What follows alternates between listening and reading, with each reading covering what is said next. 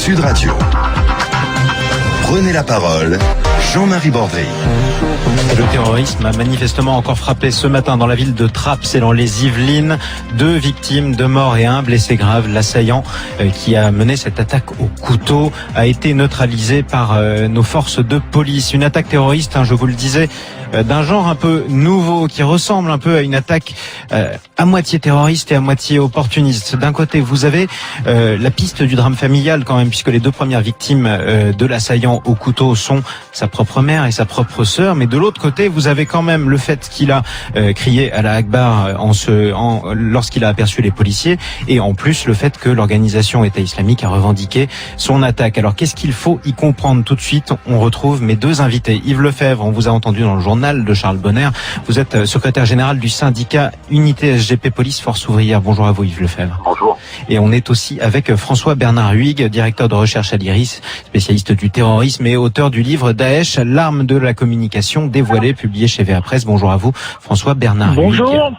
Yves Lefebvre, si vous le permettez, je vais revenir avec vous tout de suite. Pour vous, la piste terroriste ne fait absolument aucun doute. Elle semble manifestement se confirmer de plus en plus, puisqu'on sait que le procureur de Paris, François Molins, est en train d'arriver sur place. On sait aussi que le ministre de l'Intérieur, Bernard Collomb, est déjà sur place. Vous savez, moi je pense que vous l'avez parfaitement résumé en présentant l'émission. On part au départ, on peut penser effectivement qu'on part sur un drame familial. Quand bien même l'individu, on le sait, d'entrée de jeu est fiché S, dès qu'il est identifié.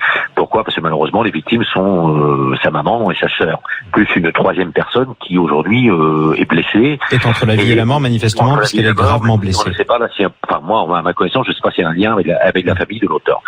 Ensuite, on bascule de l'autre côté.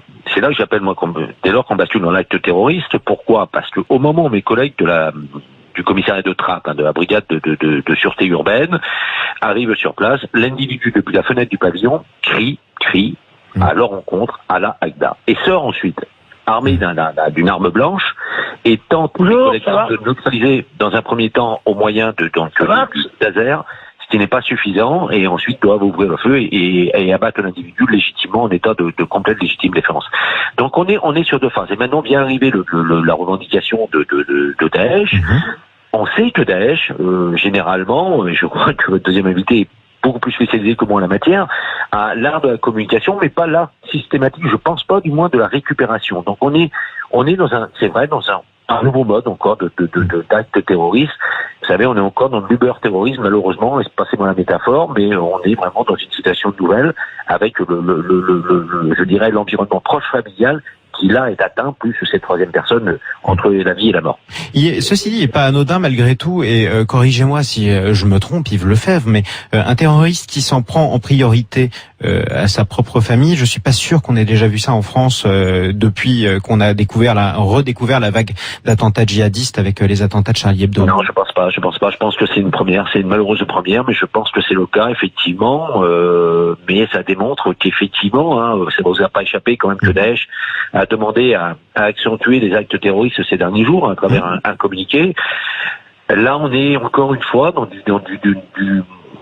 du terrorisme spontané, et pour une fois, mais rien. Vous savez, dans ce domaine, souvent, il apparaît quand même que l'enquête le démontre, que l'environnement familial est en complète inadéquation avec la radicalisation de ou des individus. Les parents eux-mêmes sont les premières victimes, et la preuve en est faite aujourd'hui. Et la preuve en est faite, et pour la première fois de manière sanglante et dramatique pour le coup, au sein de la famille du terroriste. François Bernard Huyghe, alors il y a ce qui peut passer pour une coïncidence troublante, vous allez me dire si c'est une vue de l'esprit ou pas, mais un homme frappe et du coup tue sa mère et sa sœur en criant Allah Akbar. Il essaye de s'en prendre aux policiers, il est finalement neutralisé.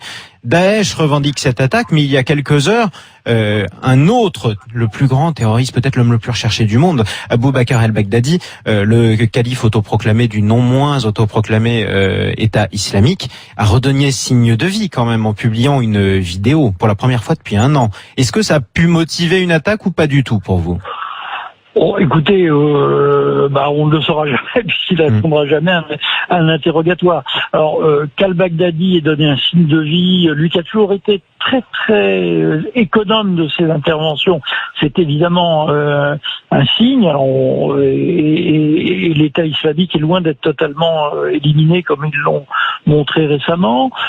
Cela dit que l'assassin de Trapp l'ait fait à la suite de cet appel, c'est plus douteux, d'autant plus qu'il s'est attaqué à des membres de sa famille. Bon, on peut vraiment pas douter de l'élément terroriste djihadiste quand vous êtes fiché S, que vous utilisez un couteau, que vous vous faites tuer par le GIGN ou je ne sais pas quel service. Alors là, pour le coup, c'est la police, c'est la sécurité publique. Et le raid est arrivé au dernier moment. Et le raid est arrivé à peu près au moment où l'homme a été neutralisé. Ce que Yves Lefebvre, d'ailleurs, je crois que vous pouvez nous confirmer. Oui, tout à fait. Ouais, sont mes collègues primo-intervenants du commissariat de Trappes, et le raid était légitimement dans le délai de transport vers les lieux, mais mes collègues ayant été attaqués ou tenté d'être attaqués par le terreau, ce que moi j'appelle le terroriste, l'ont abattu. Ça pose une autre question, Yves Lefebvre, malgré tout. La police, elle l'a prouvé, elle peut pas être partout à tout moment, au moment où quelqu'un décide de frapper des passants, ou alors sa mère et sa sœur dans la rue, puisque ça s'est passé manifestement dans une rue. Ceci dit, elle est appelée par des témoins, elle intervient très rapidement à peu près. C'est partout le cas en France. Si jamais il y a une attaque en France, à peu près combien de temps peuvent mettre les policiers en général? Quel est l'objectif pour intervenir? Le plus rapidement possible. Alors, vous savez, ça se décline par plusieurs points. On a, dans le cas d'une prise d'otage, les primo-intervenants, qui peuvent être des équipages de police secours, des BAC, ou là, le cas présent de la sûreté urbaine. Interviennent sont supposés figer la scène. On est là dans la prise d'otage. Ils figent la scène en attendant ce qu'on appelle les équipes de deuxième niveau, voire de troisième niveau, in fine le RAID, ou la BRI BAC-PP, ou le GIGN. D'accord. Mais là, dans le cas présent, là, on est dans la flagrance. Mes collègues partent pour une attaque au couteau. Bien évidemment, à Trappes, il ne se passe rien dans la tête de mes collègues sans qu'il y ait une connotation terroriste. Parce que c'est une ville, c'est un foyer de radicalisation. C'est un foyer de radicalisation, comme les Mureaux, comme Mont-la-Jolie. Et vous savez, je l'ai dit tout à l'heure sur votre antenne à midi, quand on pense que le service de gestion des personnels du ministère de l'Intérieur n'est pas foutu d'affecter, du moins la préfecture de police de Paris, n'est pas foutu d'affecter plus de 3 fonctionnaires à Trappes au 1er septembre, qui arrive là, dans moins d'une semaine. Mais on se fout des gens.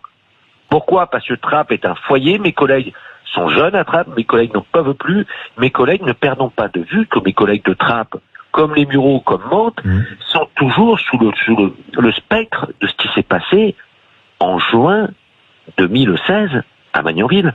Absolument.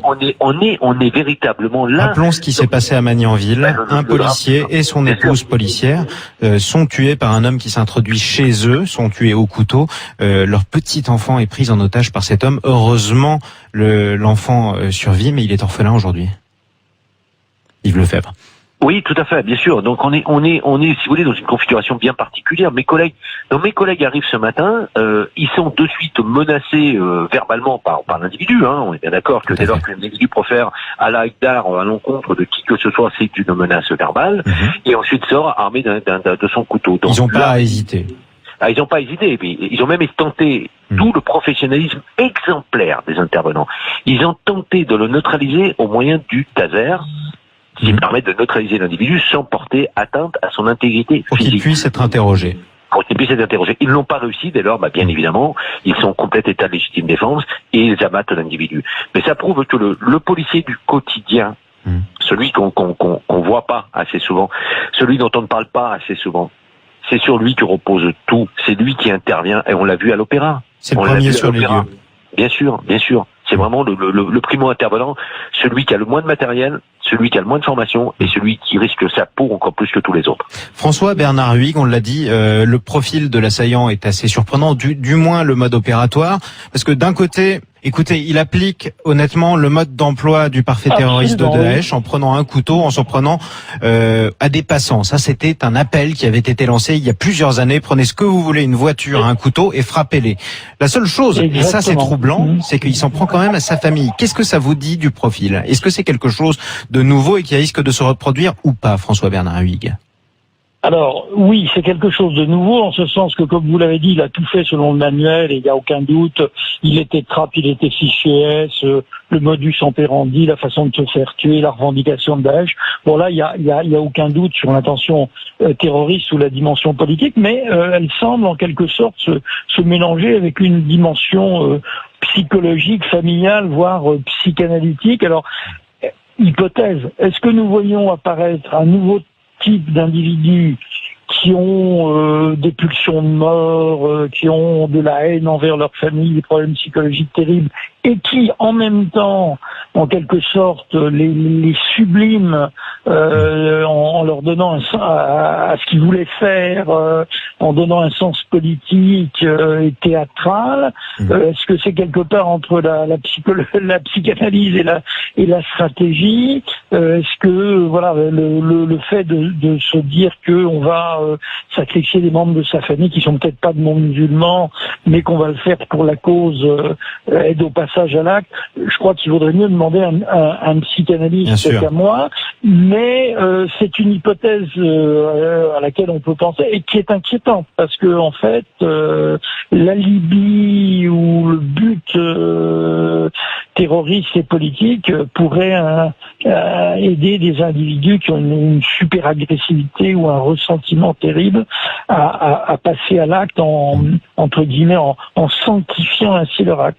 C'est toujours la même chose. Ce terme est très controversé, notamment sur Twitter, sur les réseaux sociaux et puis au sein de l'opinion publique. Yves Lefebvre, on ne sait jamais si on doit parler de déséquilibré ou de terroriste. Ça peut être les deux globalement et de toute façon on est forcément déséquilibré pour être terroriste. Ben voilà.